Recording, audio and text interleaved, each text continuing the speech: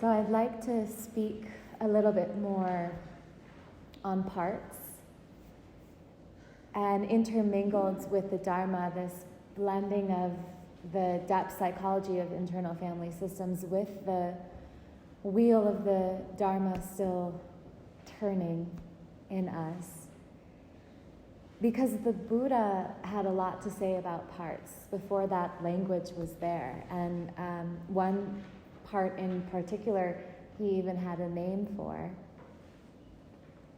which is the suggestion in IFS to start to map your parts, give them a name, categorize them in some way as that personification of the part helps us create a more cohesive bond, right? That creation of relating to our parts. So even the Buddha would name his parts, and one in particular you may have heard of, Mara, the name he gave his personification of dukkha. Mara was the sense of dissonance, disorientation, disgust, disappointment, any of those dis words, being misaligned, feeling far away from center self. So it was said that on the night before his enlightenment, he was under that Bodhi tree meditating. It was a full moon in May. And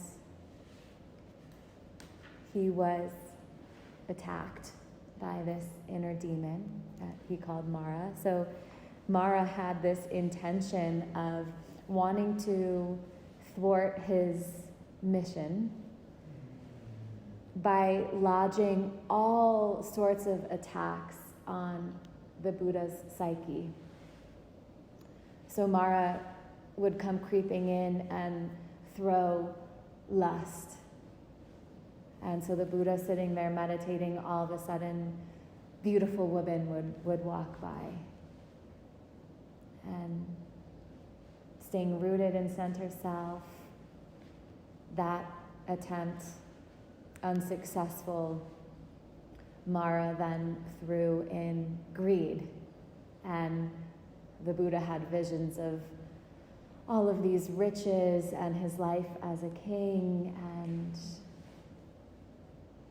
that type of desire.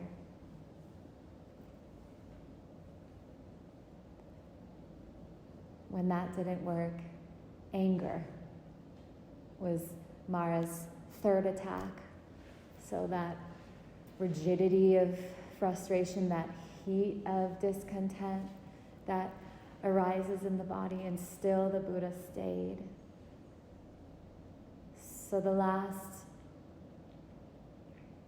attack, and Mara's strongest offense, is doubt. And so Mara comes crawling over and whispers in the Buddha's ear, "You can't do this. You don't have what it takes. You're not enough. You're not good enough." That inadequacy that seeps in so readily. And the Buddha turned towards Mara and whispered back, and he said, "Mara, I see you. I see you." And that's when Mara fled. So he did attain enlightenment. And it is said that after that attainment, when he decided to become a teacher, that Mara would still visit him regularly. And the Buddha would be sitting in his garden, and Mara would come and the Buddha would turn to his assistant, his cousin, and he would say, "The evil one's here again."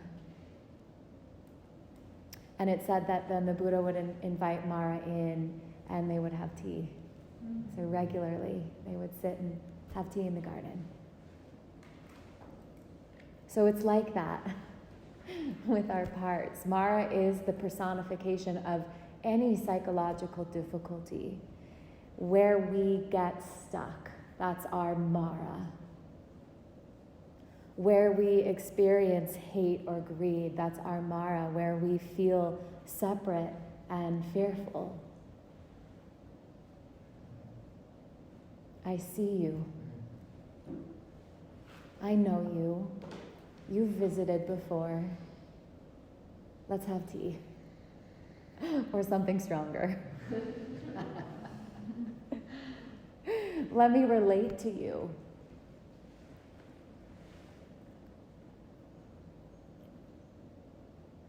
So it's, what Pema Chodron speaks of as the continuous removing of our armor each day, because those places where we tend to harden, that's where Mara clings to.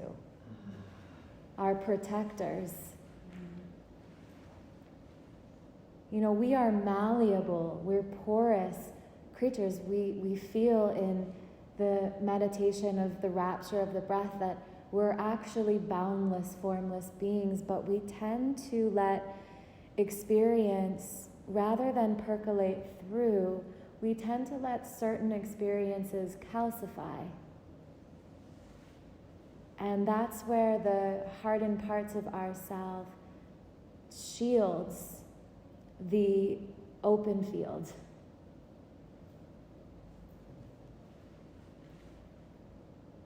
Particularly, it shields the soft, most porous, most tender, vulnerable dimensions of the self. Those young parts, so open, so in wonder, so in trust, that other parts feel they are threatened. So it's a cracking of shells. And to relate to our parts means we'll have to unblend and turn towards whatever's whispering in our ear so that we can listen to the content and then choose whether or not we want to believe it.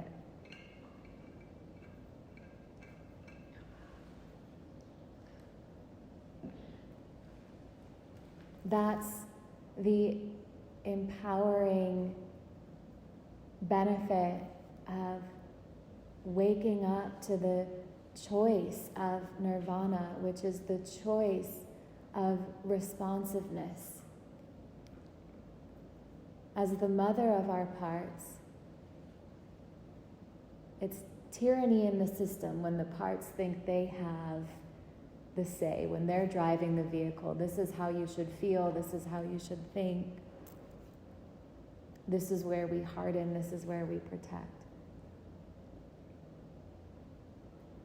The inner freedom of choosing to stay open, even in the midst of conditions that are throwing obstacles at you, daring you to close down.